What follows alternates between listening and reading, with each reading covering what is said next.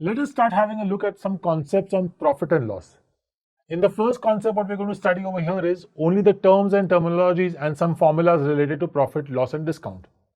So, the main terms in profit and loss are profit, loss, and discount. Let's start with profit. Tell me in a transaction, when do you make profit? You make profit only when your selling price is more than your cost price, right?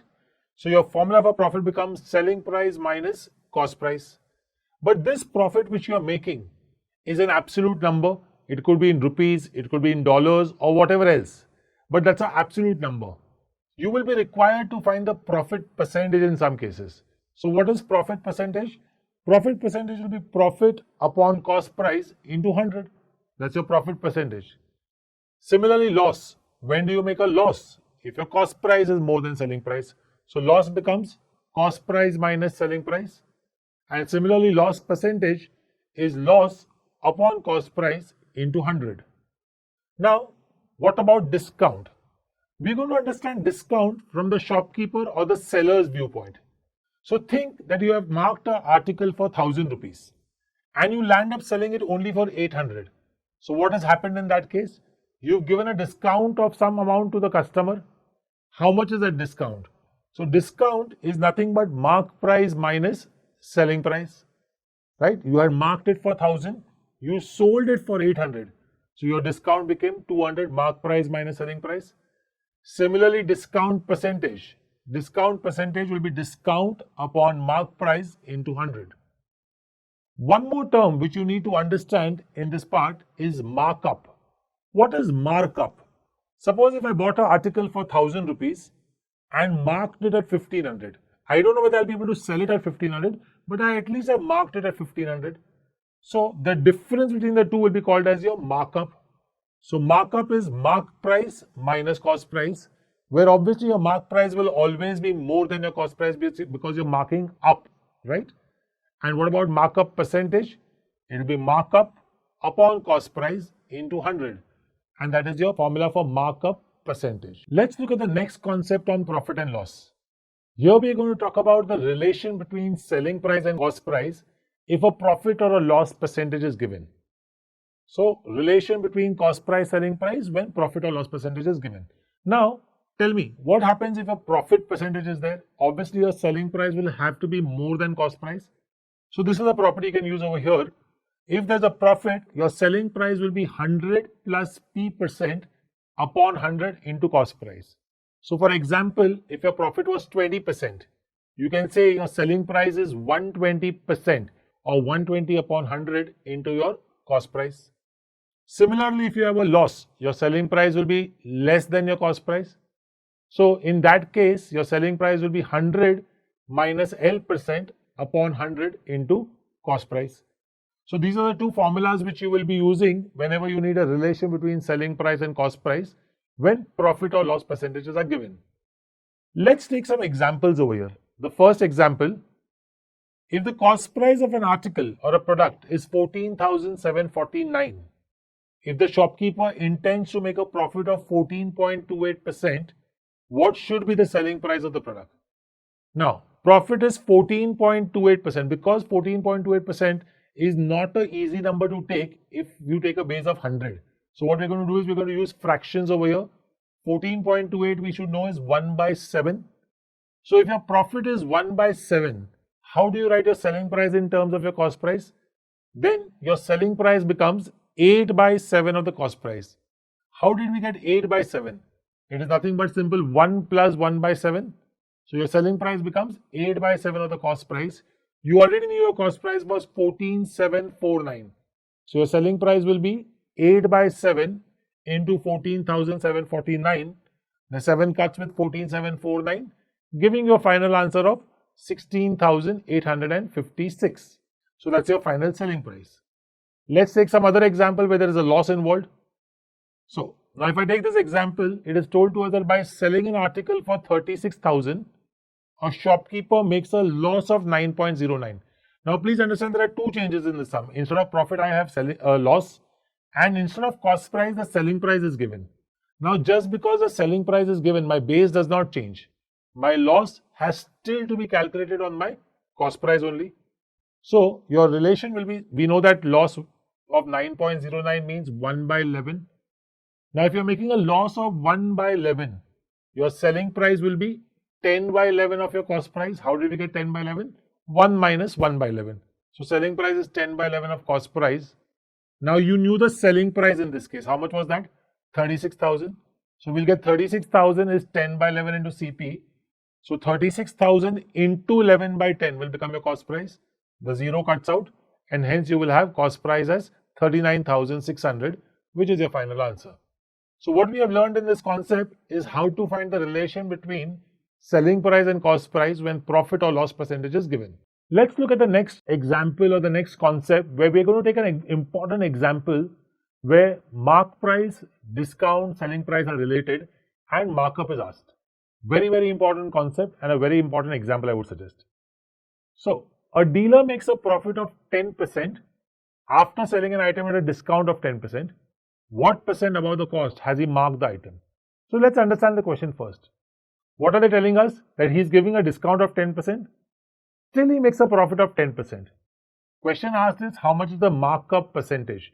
What percent above the cost has he marked the item? So question asked is markup percentage. So now in this case, there are two data have been given to you.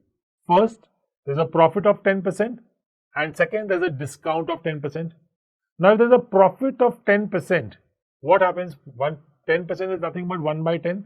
So can I say my selling price will be 11 by 10 of my cost price, right? And similarly, when there's a discount of 10%, which is again 1 by 10, I can say my selling price is 9 by 10 of my mark price because we're giving a discount of 10%. So 1 minus 1 by 10. Both of these are selling price. So can I just equate both of them? 11 by 10 CP is equal to 9 by 10 MP. The 10 cuts out and we are left with 11 times the cost price is 9 times the mark price. Convert this to a fraction. If I convert this to a fraction, what will I get? I will get mark price upon cost price is 11 by 9. Now when I say mark price upon my cost price is 11 by 9, which means I can say my mark price is 2 over my cost price if my cost price was 9. Let's go through that again. If my cost price was 9, my markup is 2. So your markup percentage will become 2 upon 9 into 100, which is 22.22%. And that's your final answer. Let's have a look at the concept on freebies. I'm sure you walked into a mall or a retail store many times and seen the offers which they offer, which means there are buy 5 t-shirts, get 3 free, buy 4 something, get 2 free. And you always wonder what is the discount percent the shop is offering. Let's try and understand that. Let's take an example to do that. A retail store has an offer where if you buy 5 t-shirts, you get 2 free. Calculate the discount percent offered. Now, let's take a very, very standard basic formula you can use for such a thing. Discount percentage offered in case of all freebie examples will be number of free articles offered upon total number of articles taken. Please understand the denominator is not the number of articles bought, but the total number of articles which you take home. That means in this example, it will become, the numerator will be 2 because you're getting 2 articles free, but you actually took home 7 articles. So your answer will be 2 by 7. Convert it to a percentage, that is into 100. 1 by 7 we know is 14.28. So 2 by 7 is 28.56%. So all of those who thought that the discount was 40%, you are wrong. The answer is 28.56%. Let's look at the next concept in profit and loss. Here we're going to talk about articles, multiple articles bought and sold. So let's take the first example out of that. Items sold at the same selling price, which means I'm going to take a case where 2 items are sold at the same price, one at a profit of 8% and the other at a loss of 8%. So what we're going to do over here is, I'm going to first explain it through a concept or through an example and then give you a formula to use it directly as a concept. So let's see the example. If 2 items are sold at rupees 600 each, one at profit of 20% and the other at a loss of 20%, then find the overall absolute and percentage profit or loss. So what's the data given to us? The selling price of both the items was 600 rupees. In case 1, there was a profit of 20%, while in case 2, there's a loss of 20%. We know that 20% is 1 by 5. Now, if 20% is 1 by 5, in case 1, that is in case of item 1, my selling price will be 6 by 5 of my cost price. You already know your selling price. Selling price is 600. So 600 into 5 by 6 will become my cost price, which will be 500 rupees. So cost price of the first item is 500. Similarly, let's find the cost price in case 2. Here the loss was 20%. So what will we get? Selling price will be 4 by 5 of my cost price. You again know your selling price 600. So 600 into 5 by 4 will be my cost price, which will be 750 rupees. Right? So let's look at the total cost price, total selling price to see whether there's a profit or loss. So what was my total cost price? 500 plus 750, that is 1250. What was the total selling price? 600 plus 600, 1200. Right? So what have you made? Have you made a profit or loss? Obviously loss. How much is the loss? 50 rupees, 1250 minus 1200. What about the loss percentage? What is loss percentage? Loss upon cost price into 100. So which cost price should I take? Obviously the total cost price. So loss percentage will be 50 upon 1250 into 100. Reduce that and solve it, it gives you 4%. So your loss percentage is 4. Now this was a method which I have explained through a help of an example. But what? Can I convert this to a formula or a direct concept? Yes. So let's look at the concept. Now the concept is that your net loss percent, not profit or loss, net loss percent will always be P square upon 100%. That means in this case there will always be a net loss.